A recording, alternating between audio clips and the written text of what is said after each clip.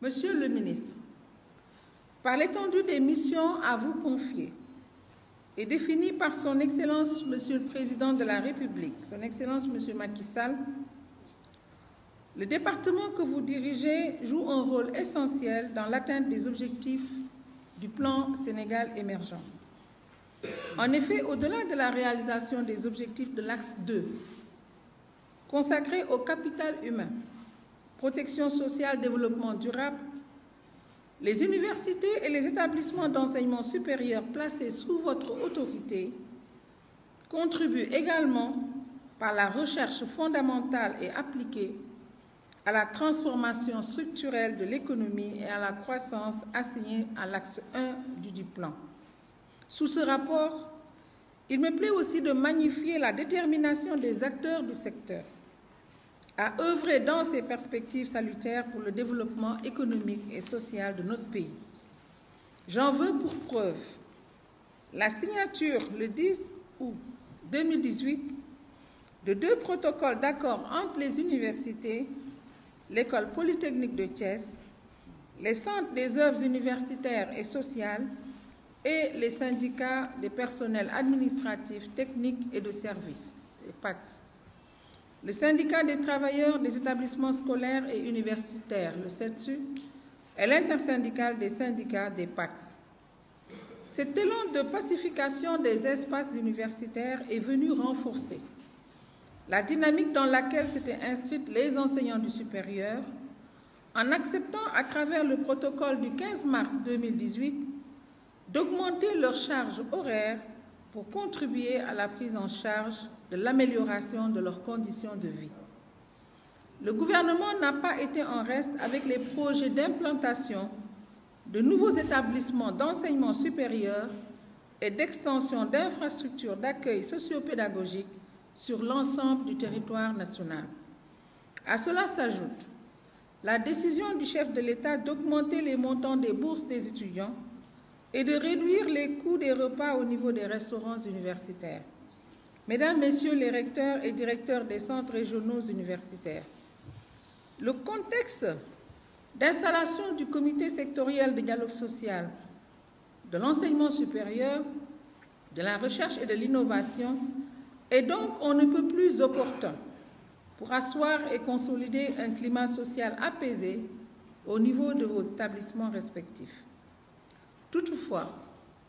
pour que la stabilité du climat social soit de mise dans tous ces établissements, il est important que tous les acteurs aient la même perception des enjeux du secteur, mais aussi des défis à relever dans un monde de performance. Une véritable gageure au regard des effets pervers du prisme déformant des médias sur les postures conflictuelles entre acteurs du secteur ainsi que sur l'opinion qui ne contribue guère parfois à réconcilier le monde universitaire avec la société. Pourtant, revenant au contexte, l'opportunité d'une meilleure prise en charge à la fois de l'employabilité des jeunes, combinée à la création de conditions de compétitivité des entreprises, s'offre à nous à travers l'implantation d'un vaste réseau d'instituts supérieurs d'enseignement professionnel dans différentes zones du pays. Il nous faut donc plus que jamais remédier à tout désagrément pouvant affecter l'image de l'université ou compromettre l'accomplissement de toutes ses fonctions au sein de la société. Pour ce faire, il convient de promouvoir au sein des établissements publics d'enseignement la mise en place d'espaces d'échange et l'installation de mécanismes de dialogue social. Au demeurant, espaces naturellement ouverts, comme partout ailleurs du reste, de par les fonctions respectives de ces différentes composantes, étudiants, enseignants, les PATS, l'université sénégalaise peut aussi mettre à profit des espaces numériques ouverts dont elle est en train d'être dotée pour renforcer la socialisation des étudiants et fournir des services aux collectivités. L'activité qui nous réunit ce matin arrive donc à point nommé, car elle va nous permettre de mieux encadrer et parachever le processus de mise en œuvre de la décision numéro 4 du Conseil présidentiel sur l'enseignement supérieur et la recherche. En effet, l'une des directives de cette décision est relative à la mise en place des comités de dialogue social et des structures de médiation dans les établissements publics d'enseignement supérieur. Je me réjouis de l'engagement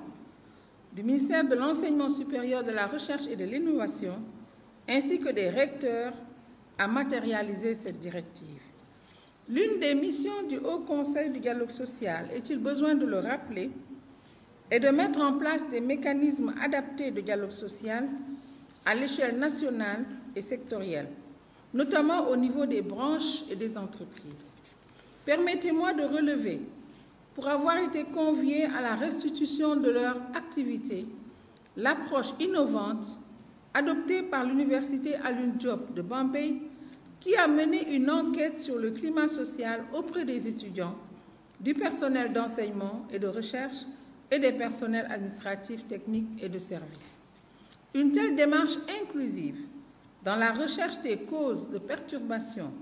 du climat social et des solutions pour y remédier est à saluer. C'est la raison pour laquelle je me félicite que cette démarche soit de mise lors de la tenue de l'atelier qui nous réunira durant ces 3 jours.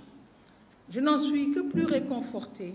par rapport à l'atteinte des objectifs définis. Je ne saurais terminer sans réitérer la disponibilité du Haut Conseil du dialogue social et à tous ses membres à vous accompagner dans toute initiative allant dans le sens de permettre à l'université de remplir pleinement sa vocation.